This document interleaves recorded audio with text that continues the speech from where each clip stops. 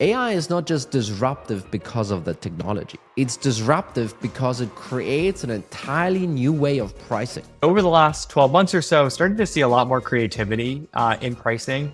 An early adopter was Intercom. So Intercom introduced their FinAI agent product that autonomously resolves customer support requests. And they came out with a pretty disruptive model that says we're going to charge you 99 cents per every support ticket that AI is able to resolve on its own. That's Kyle Poyar. He's the creator of growthunhinged.com, and he is an absolute pricing nerd. He shares his take on how new pricing models are changing businesses today. If you're only charging based on the work that your product delivers, there can be no shelfware in your business, right? If the product doesn't work, you don't get paid for it. And so all of a sudden, customer success essentially becomes a revenue generating expense in your business. Product management becomes a revenue generating expense. If you're Intercom, you're able to resolve 60% of tickets instead of 40%. You're immediately generating 50% more revenue from your customers without needing to sell your customers anything extra. Before we jump into the show, today's episode is brought to you by Fullcast, the only AI-powered platform that streamlines your entire sales cycle from plan to pay. Customers report up to 80% cost savings, 20% growth in pipeline, and 30% boost in RevOps efficiency. With modules like territory and quota management, routing, and capacity planning, Fullcast adapts to your unique needs, whether you need one solution or an all-in-one platform. Visit fullcast.com, book a demo, and mention the Revenue Formula podcast to unlock an exclusive premium gift just for listeners. And now, enjoy the show. I had one thing prepared, but it kind of slipped my mind. And then it's like, is it really that great of an intro? You know what Probably I mean? it was. It's like one of those LinkedIn posts that you think of in the middle of the night and you think like, wow, this And is then such a great LinkedIn it escapes post. you. I will totally remember this in the morning. And the only thing you remember is like you had a great idea, but not what it was. Do you actually ever have this, Kyle? I know you write a lot on Growth Unhinged. Do you ever have like, you have this idea and the next day you're like, oh no, what was it? Do you ever get this? I actually don't have that much, but my ideas come in the shower or on walks with my dog. And so mostly my dog just gets extremely mad at me for stopping on the sidewalk and like dictating into my phone or typing in my notes app. It's like, what the hell are we doing? No, it must also be embarrassing. Like when it meets the other dogs, it has to kind of explain, oh, my owner, it's because he has this thing he has to do, you know. Yeah, he so has this dysfunction. Yeah, exactly. He's posting on LinkedIn right now. Yeah. He's an influencer. He's a very important person. Oh, man. No, but it's also good. Then you have something to brag about. We are fortunate to have something to brag about. It's you returning to the show. Thanks so much for joining again. I think it's been probably, I want to say a year since you last spoke with us. Yeah. It's been a while. And since then, oh boy, has a lot of things happened. One of the things we really wanted to get into with you today specifically was pricing. Yes. We know from the last conversation, and also if you, the listener, have read growthunhinged.com, you probably have an idea that this is something Kyle cares about. That's not being too presumptuous on my part, I'm assuming here, Kyle.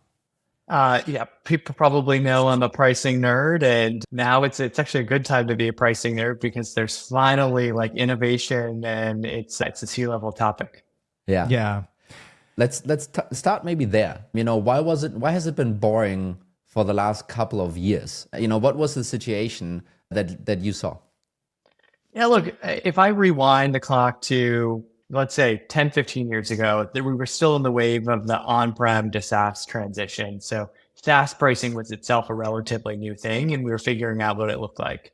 If you then, fast forward to say the 2015 to 2020 era, it felt more or less like a science. Most pricing was seat-based subscriptions, and then you'd start looking at how do you monetize different features into packages so that most companies would have some sort of good, better, best packages or platform fees that were, in addition to the per user pricing. But if you looked at SaaS companies, I'd say about 70% of them had some form of good, better, best, and the majority of them had some form of seat-based pricing.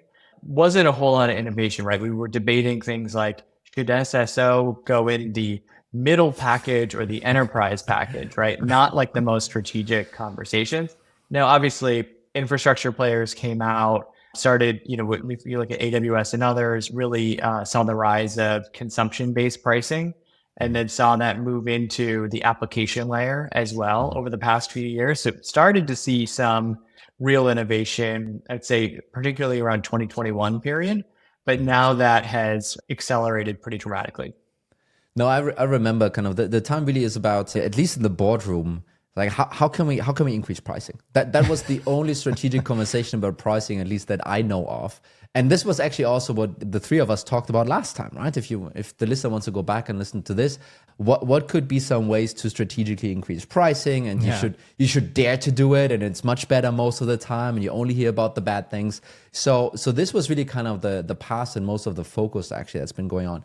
So I mean, some of the listeners can probably already guess, but Kyle, enlighten us. What has changed in the last, I don't know, a year or so? I'm not sure. You probably are kind of the time frame better than you had. But what has changed that is starting to make this field interesting again? Well, yeah, there's been a lot of fun changes. So if you think about, ChatGPT, really not that old of a technology, but as folks started getting used to Gen AI, seeing AI products sort of pop up anywhere. Initially, we were in a model of, you've got the LLM players that would maybe license their products and maybe charge that on a consumption basis. And then you'd have folks that baked in AI to generally augment people. So it was an AI co-pilot world. But the last 12 months or so really have seen the rise of AI specific agents.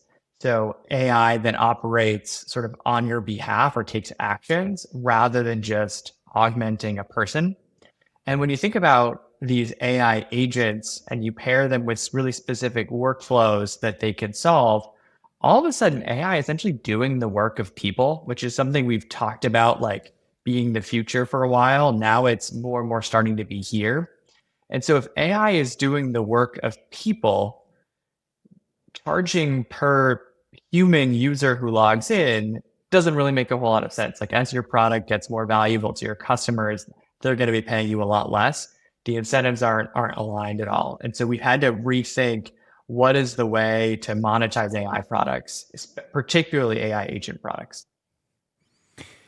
Yeah, I mean, so there's definitely a lot of experimentation happening here. You did a post not so long ago where you also shared some of examples, and I think it would be interesting to hear how are people then adapting their pricing with these agents appearing and being implemented in, both for incumbents but also for new entrants. I think it would be great just to get some inspiration of what is happening to pricing then. Absolutely. Well, so for a while, again, it was a little lackluster, right? Like these companies would have pretty innovative products and then they'd still charge per seat for them. Yeah. Particularly legacy incumbents that had already charged per seat, they kind of had an AI SKU that they charged to sit out. So think about like Microsoft Copilot, for instance, just an additional per seat charge. But over the last 12 months or so, started to see a lot more creativity in pricing. An early adopter was Intercom. So Intercom introduced their Fin AI agent product that autonomously resolves customer support requests. And they came out with a pretty disruptive model that says, we're going to charge you 99 cents per every support ticket that AI is able to resolve on its own. And we're going to have some pretty smart metering to make sure that AI is actually resolving this ticket. But you're only paying what AI works. And it's like super aligned in terms of outcomes delivered by AI. And then over time, there's been, I'd say, a lot of that variability, right? So you have folks that are on the bleeding edge with this true outcome-based pricing. OpenView, where I was, formerly a partner, backed a company called ChargeFlow, which does chargeback managements for anyone who sells online.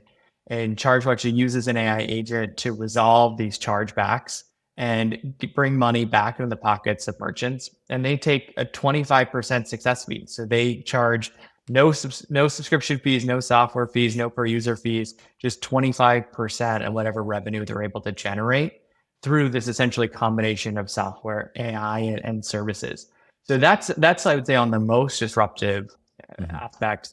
But then you've got, this middle layer that's not totally charging per outcome, but isn't charging per seat either. And what adoption looks like is trying to figure out the units of work that AI is delivering and capturing, that unit of work and charging based on it.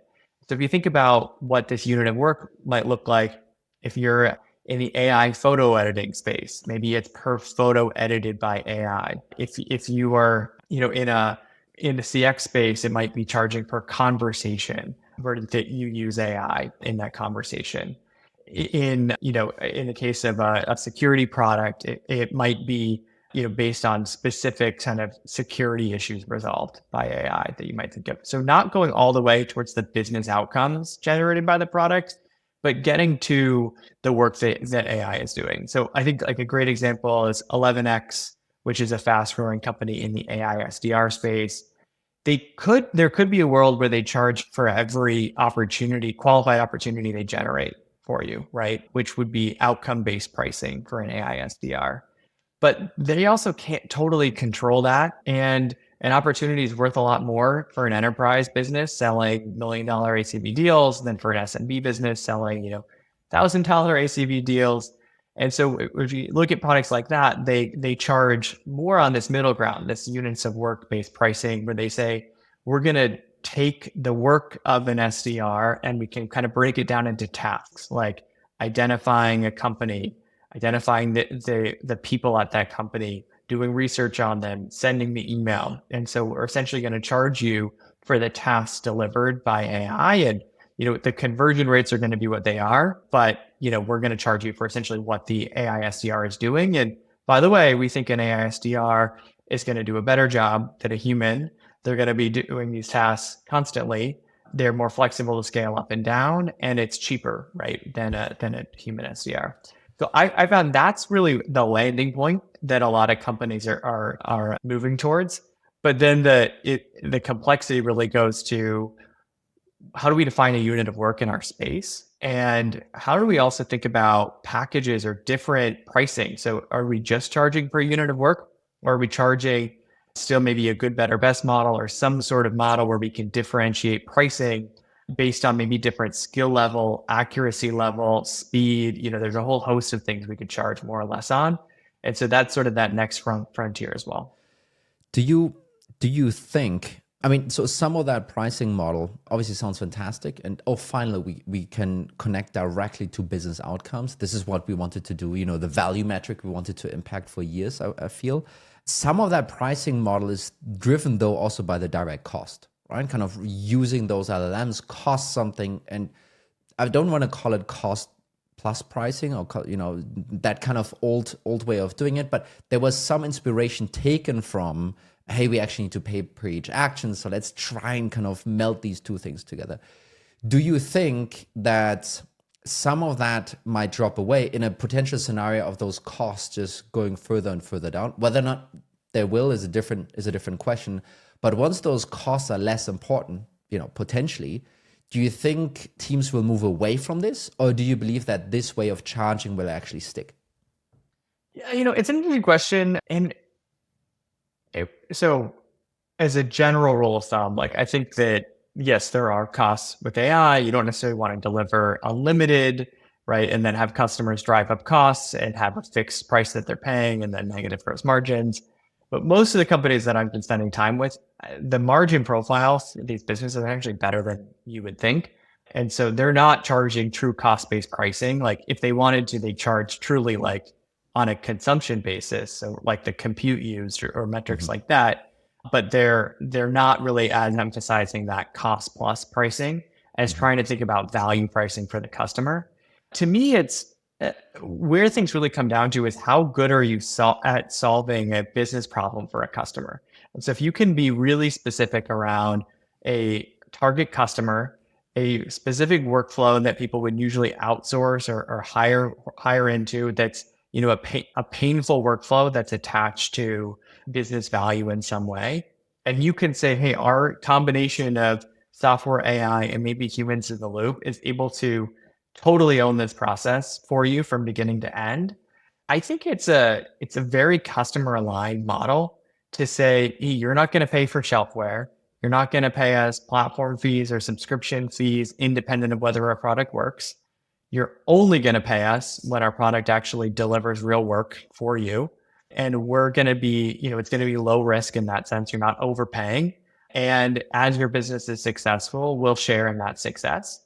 And I think that's a pretty compelling message for customers. Yeah. And I personally believe that's the kind of message we want to keep communicating, even if our underlying costs go down. So quick follow-up question from my side, and then I'll hand it to Mikkel. But I think what we can currently see in the market, you mentioned 11x, there's Writer, there's Copia, there are a couple of, and I'm mentioning a bunch of others, not mentioning a bunch of others. You can, from the outside, see the success of, hey, they're closing massive funding rounds with tier one investors, and that sounds super exciting.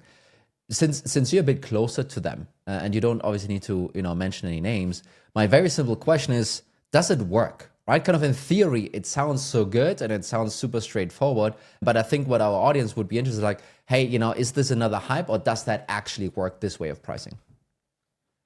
Well, I mean, it's pricing in this flavor has existed for a while in different industries. So like, you might even go back to Michelin tires, for example, that historically charge per tire sold.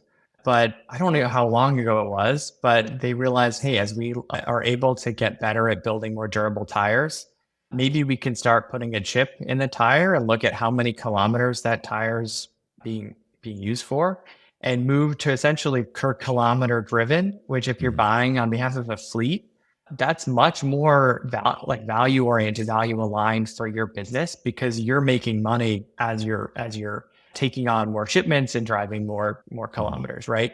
And so if you think about Bridgestone and Michelin and other tire companies being able to do this probably 20 years ago, it's not that groundbreaking in software. And I think we maybe overcomplicate things for ourselves in the industry, or only look at ourselves as the alternative, when really our customers are buying a host of different products that aren't just technology products.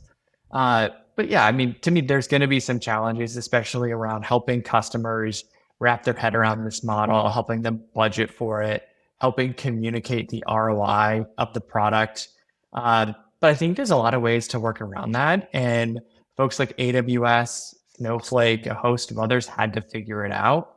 And it's just now that more vertical SaaS and application-oriented companies are having to figure out for themselves as well. I kind of wonder, there's going to be a bunch of listeners who are either now implementing AI and then need to kind of figure out, well, what do we... In the product or in the product. And then how do we then price it out? Like, what kind of advice and conversations, can you maybe share a bit some of the things you've worked through with other companies to kind of help those listeners out, make the best decisions, basically? Absolutely. Well, the default for most folks tends to be to look at your past pricing and to look at the competitive landscape. But for many of these products, there isn't that much of an analog competitive landscape. The competitive alternative might be a services firm, right, or doing this in-house. So what I prefer to do is look at essentially what's the alternative for the average customer. So what are they doing today to solve this problem, and how much does it cost them? And that could cost them in terms of direct costs, labor costs, or missed revenue, risk for their business. Add up all of that cost. And then if we think about what we're able to deliver, what's the before and after around what their business looks like?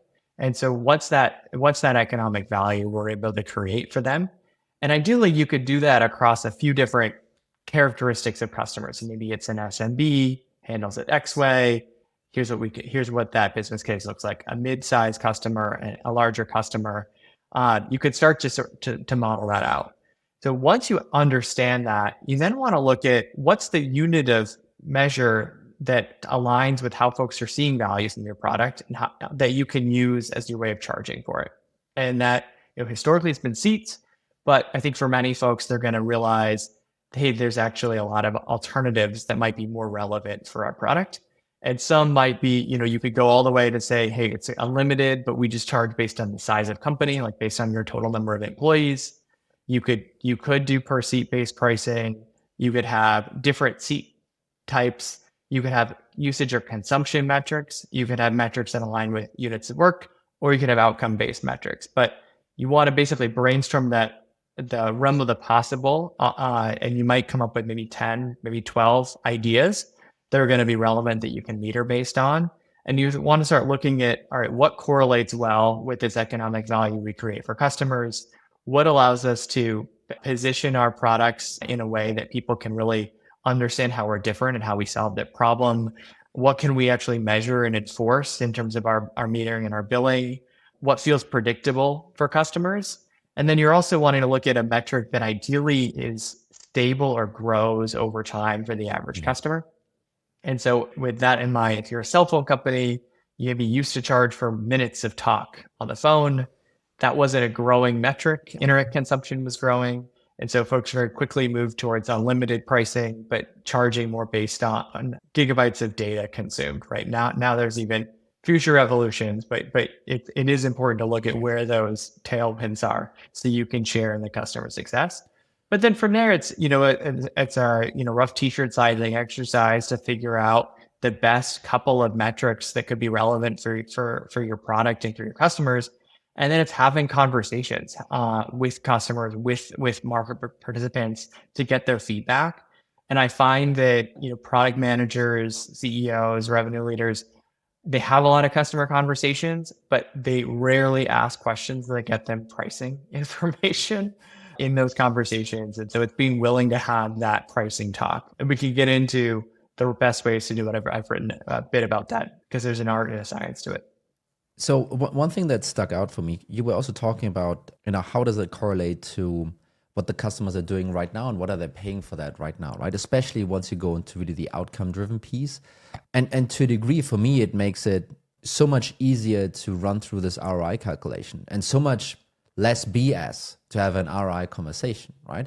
And I think in this example of Intercom, where it kind of is charging $2 per outcome, or I'm not sure what the number was, or $1.90. I don't know what it was, but and maybe it's a silly question.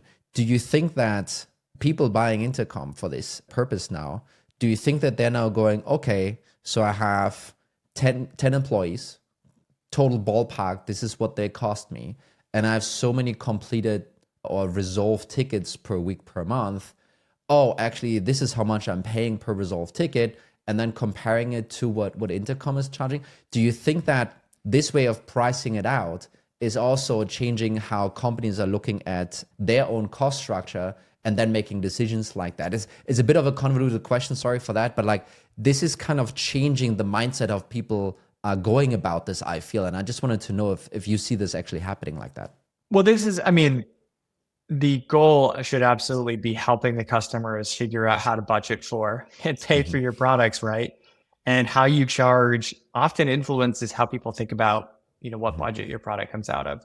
If you were charging a seat-based subscription in your Intercom, they're going to think of this as technology spend, more analogous to other tech tools they bring on in CX or other spaces. Yeah. If you're charging more based on the work that your product's delivering or the outcomes of that work, you're looking more at offsetting hiring. And so then the alternative for your customers becomes more about, maybe how much they pay for outsourced vendors to do CX, because a lot of CX isn't just done in-house, it's through third parties, or how much you're doing in-house.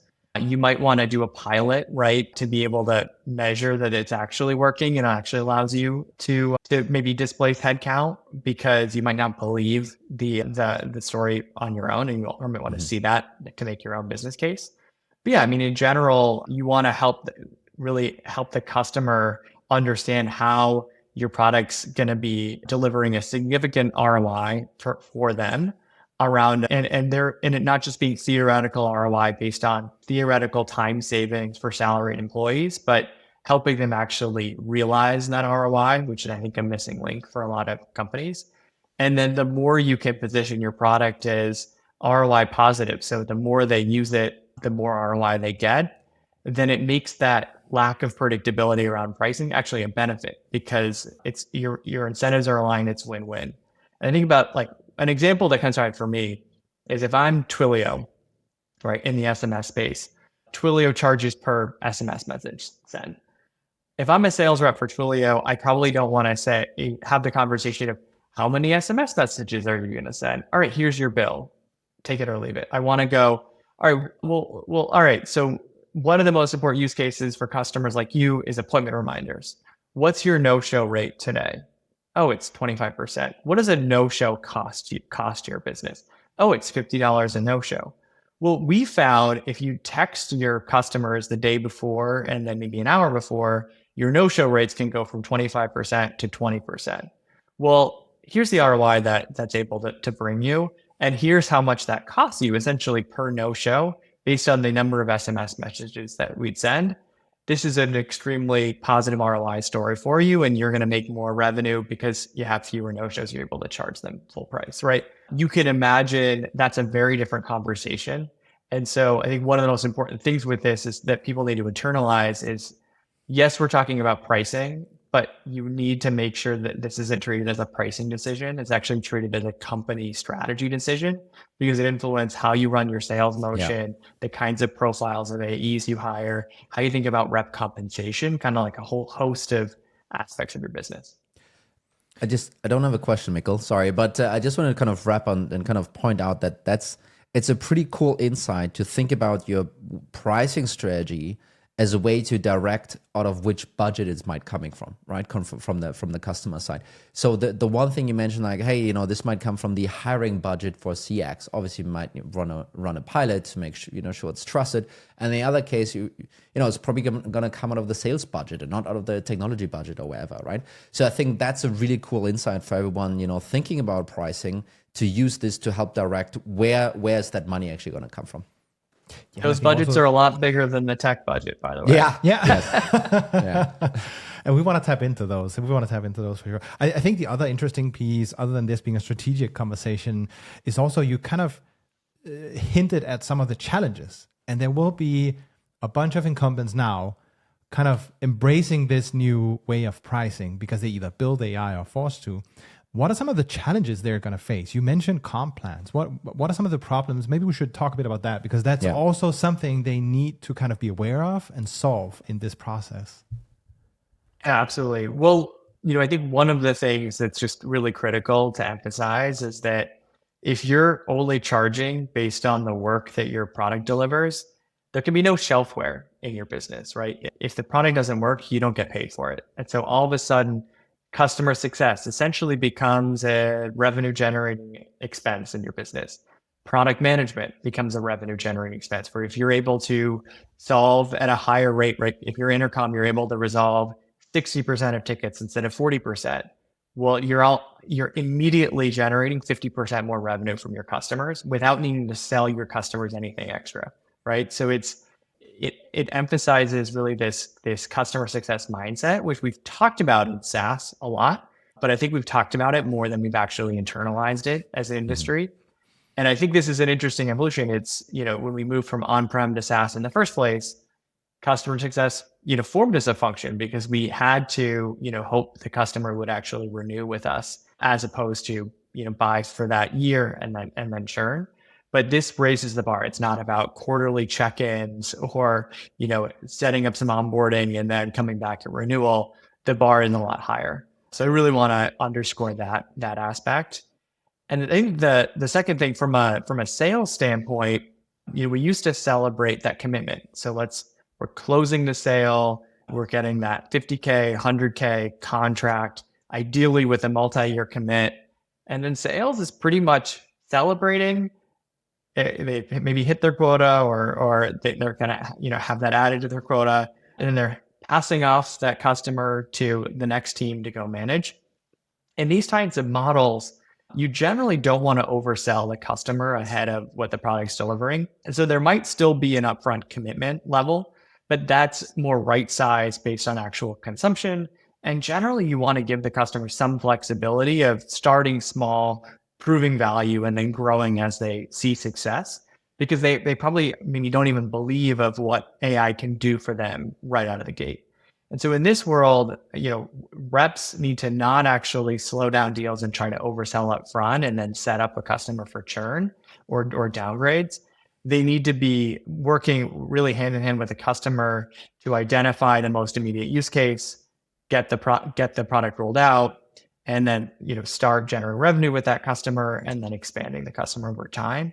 And what that tends to mean is compensation that's more tied to ongoing adoption and spend rather than that initial commitment.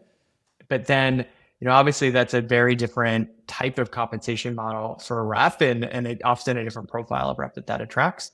And then the third thing to just highlight is that this all changes the financial kind of management of a company quite a bit. So if you moved into this sort of more flexible, unpredictable spend that's tied with customers' consumption or the work your product's delivering, there's more seasonality.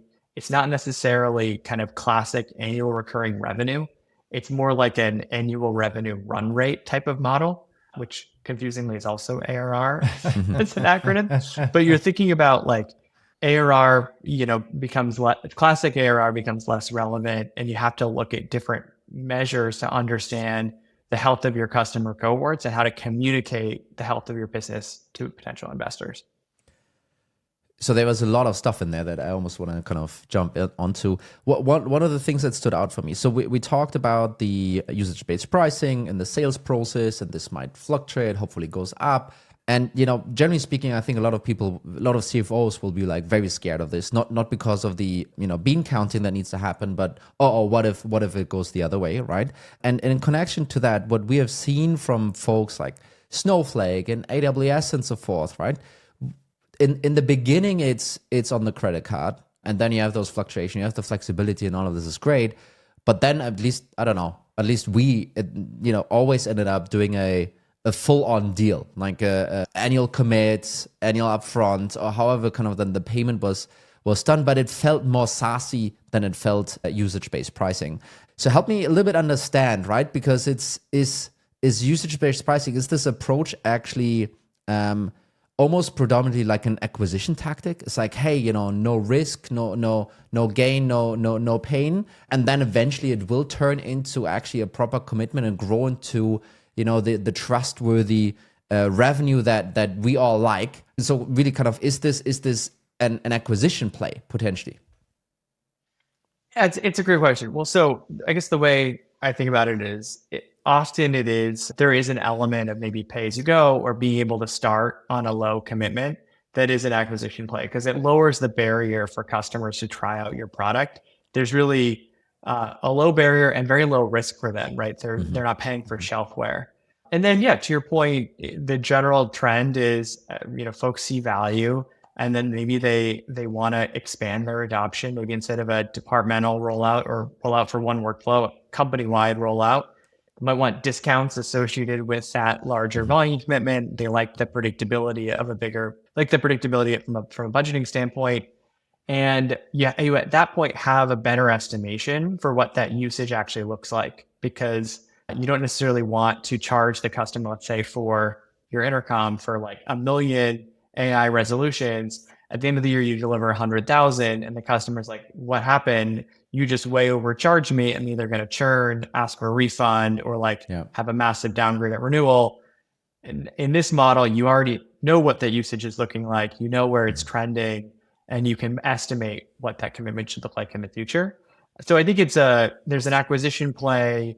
There is this play of kind of growing with your customers to a land and expand motion.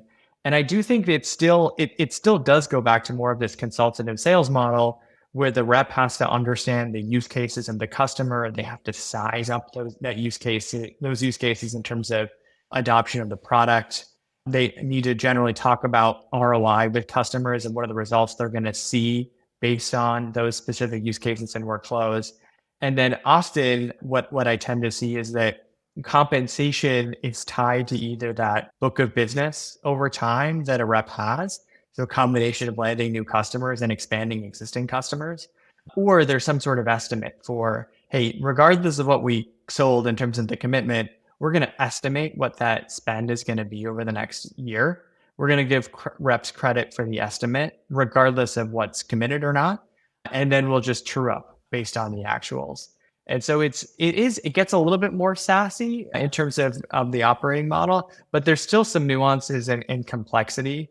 And there's some questions, for example, of like, do you do a gift card model where that usage can consume flexibly over the course of a year, maybe even across products? Or do you do it as a high watermark based on a given month, in which case customers go into overages more frequently, and there's some seasonality. Like there's a bunch of these like more operational detail that still come into play when you have these alternative pricing models.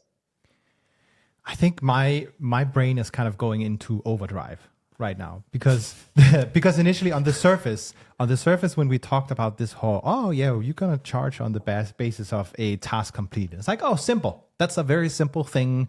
You can just do like intercom and implement that easy. But actually, just to maybe summarize some of the points you've made now, it's going to change the funding profile, how you basically evaluate the business. That's not a small kind of change, by the way. There's no longer the same level of predictability. Basically, customer success needs to be entirely changed. Maybe the team you have there is not equipped to actually get customers to get more tasks completed. Might not be the case. Are you going to be able to calculate customer acquisition cost payback? Are you actually going to be all of a sudden to do that? There's just a bunch of things changing. And how do you calculate churn? How do you But now comes the kicker, right? Eventually, someone will ask the question or get asked, "Hey, we're gonna do this task-based pricing that Kyle talked about on the revenue formula." He sounded pretty smart about it. Yeah, he sounded pretty smart. It's like everybody's doing it, even Intercom. I mean, we copied their design, so why not their pricing? There's going to be some folks who need to push back and make sure that a strategic conversation follows. So I think this is a twofold question. If you're on the receiving end under the C-suite and you get this task of now go do it, you might want to just push back on that and get a strategic conversation initiated. So how do we do that? And then how should that conversation unfold? Well, I think companies are generally under-resourced in terms of pricing and packaging. I think that's true like across software companies of all sizes. They usually don't have people that have owned pricing and packaging before. But if they do have a pricing team, it's like 1 to 2 people who do a lot of deal desk work as opposed to strategic pricing. So there's a lack of skills, and then they're often not really an owner for pricing inside an organization. It's something that everyone thinks about, everyone has issues with. No one really wants to take responsibility for it because they don't want to change it and then have it break and be at fault. So it tends to come down to, honestly, CEO's mandate within a lot of companies. But the best practice in my mind is you have to have an owner for pricing, even if it's just part of their job, someone who's collecting the data, doing testing, doing surveying with customers. And that's going to allow you to really make better pricing decisions and de-risk any of these decisions before they actually impact the sales team and the customer base. So the pricing owner, maybe they fall into product marketing, maybe biz ops, maybe they're just a product leader or a marketing leader, maybe they're a finance leader. It actually lives often at different places in different companies. I'm less concerned about where it lives than that it lives somewhere. And then you usually want to convene a cross-functional group that meets on a regular basis. I would say at least quarterly, ideally more frequently. And that kind of pricing owner is the one who's leading the meeting, but they have to collect input from just about every group. They have to bring in the people that are closest to the customer on the sales team. They have to think about where the product is headed. They need to be incorporating kind of customer success feedback as well. And so that group needs to be reviewing, discussing, and then ultimately aligning on pricing decisions. And I think the final thing is generally there's ways to de-risk pricing changes before a broader rollout. Like one of the hardest things to do is to migrate existing customers who are used to one, way of doing things, one pricing model or one price point. And for them, pricing change, especially moving from like a subscription to a usage model, is potentially extremely disruptive. You don't really want to do that very many times. You certainly don't want to do it when you're not totally confident about what you're doing. And so there's a lot of ways to test these pricing changes, usually with a couple of sales reps, 1 to 2, and working on new customer acquisition before you think about migrating the legacy install base. One kind of just down to earth kind of comment or thinking about this, right? I mean, I just wanted to have your opinion on this. So there are those AI first companies that are doing, we talked about taking action versus augmenting a person. I think it's a great way to put this. And the whole product is about taking action. And then you have 98% of the rest of the technology market right now that has been basically built around the older SaaS model of augmenting what a person does. And now you will have some of those guys and the ladies, obviously, they will start adding some of the AI functionality that is going more into the action space, right? So number one, if at least from my understanding right now, if you as a company don't have anything that does actions, I think doing this outcome-based pricing is going to be silly for you. So my question is like, do you think we will be moving more in an augmented, augment is kind of now the wrong word, but a blended approach in pricing? So you will still have some software vendors that are charging obviously for the seat because that's what they do. It still makes total sense to do it. But now they have some AI features as well that can also deliver outputs. Do you think that they will blend those two worlds together over time? Well, so yeah, I mean, I tend to call that hybrid pricing. These potential Frankenstein combinations of pricing. That's certainly been on the rise, especially for companies that are multi-product companies. And I'd say the benefit is it does recognize there's real differences around the value proposition of different products. I think the challenge is from a sales standpoint, it gets complicated. From a customer communication standpoint, it feels really hard to wrap their head around the bill. Like feel like they're being nickel and dime because there's so many different ways they're getting, charged extra. But that's often the landing point or like the kind of Goldilocks zone where it's like going usage based or outcome based is too extreme. Staying subscription doesn't really make sense given what the product does. So they land somewhere in between. I think one way I would get people to think about it is that if you're going to that model, a different flavor of it is to more think about like an enterprise retainer where you're basically getting a commitment on spend and the customer can use that spend pretty flexibly across different units or credits. Yeah. So maybe they're buying $1 million in credits and an action is 1 credit, a seat is 10 credits a month. Now, obviously that has its own challenges. But models like that can allow you to have a kind of more simplified conversation with the customer and help them kind of understand how it all comes together, as opposed to worrying about, all right, I've got 100 actions that I needed to figure out exactly how many actions I needed and how many seats I needed for this product, how many seats of that product, how many marketing contacts I wanted to use. Like it's just a little bit easier because it brings it all together. It's the end of the year. We're recording this 2 weeks before Christmas, I think. What's your prediction for 2025, Kyle? How much time do you have?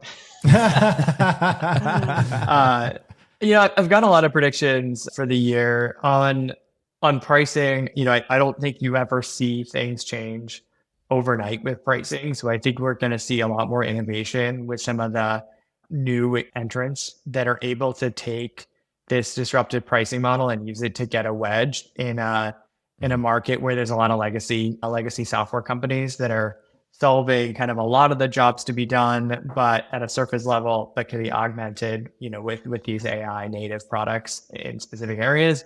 You already saw, Sierra CX, which was the company of the former co-CEO of Salesforce and OpenAI chairman. He said that they're going to be all in on an outcome-based pricing model for their CX agent. So you're going to start to see some more and more of innovation, I believe, from the new entrants. But then I think just in terms of like broader predictions, it feels to me like it's easier and easier to build software products and AI products for that matter, but harder to build a moat around the business and also harder to distribute products in a pretty competitive and noisy landscape.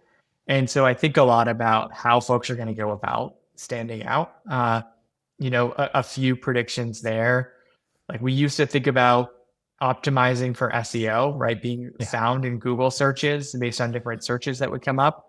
I think now we're going to be thinking more about how do we get found more in like Gen AI engine optimization. So when Perplexity or ChatGPT are giving us product recommendations, how does our product actually get to the top of that list? Which is going to be a fun challenge for marketers. And then I think from a brand standpoint, we're used to B2B brands being a little bit boring and unoriginal, very safe. But when you look at like all of the AI generated content out there and just like where the market's headed in general, boring and safe actually kind of feels AI generated and fake these days. And so I think there's going to be a premium on personality, originality, and authenticity, which is a lot harder to fake and helps really have humans stand out for what's human generated versus AI generated. And so some of the winners are going to not be afraid to take risks, especially on things like social media and personal brand platforms. Yeah. Kyle, thank you so much for spending some time with us, enlightening our listeners and hopefully some viewers as well on how to integrate their pricing, basically kind of also maybe with Gen AI and so forth. So really cool for you to spend some time here. Thank you so much. And thanks everyone else for listening. And thanks for having me on. Cheers. Bye.